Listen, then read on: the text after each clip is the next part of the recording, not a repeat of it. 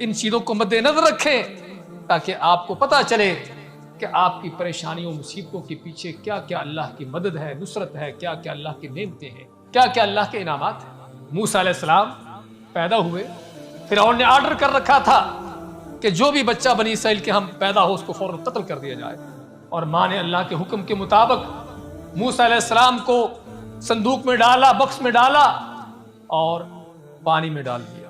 دودھ پیتا بچہ بکس میں ڈالا ہوا پانی میں، ماں کو کیا کیا فکر ہوں گی کہ بچے کے ساتھ کیا ہوگا، کیا معاملہ ہوگا۔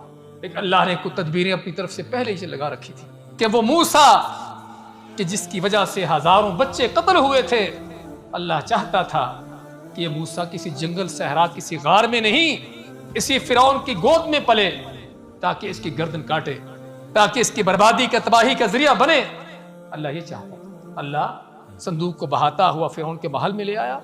فرعون کے لوگوں نے نکالا، بچہ دیکھ کے پہچان لیا کہ بچہ تو اسرائیلی ہے، فوراً حکم دیا کہ قتل کیا جائے۔ ان کی بیوی کہتی ہے نہیں، عسیٰ ان ینفعنا، کہ ہمیں فائدہ دے گا، بڑے فائدہ تو بڑا دیا۔ بیوی کو یہ فائدہ ہوا کہ ایمان لا کے جنتوں کی وارث بن گئی، اور فرعون جس نے بدماشی کی وہ جا کر سمندر کی تہ میں غرق ہوا۔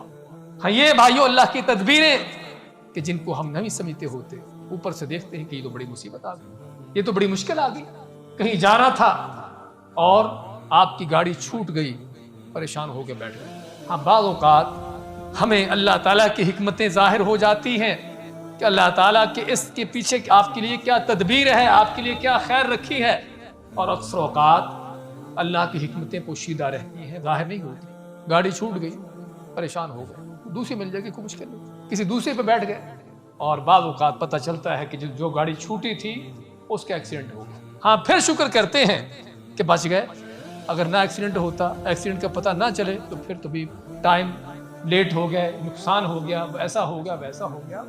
بھائیو اس لیے ہمیشہ اللہ تعالیٰ جو آپ کے لیے مقدر کرتا ہے اس پر راضی رہو۔ ایک مومن کے ایمان کا جو چھٹا رکن ہے وہ کیا ہے؟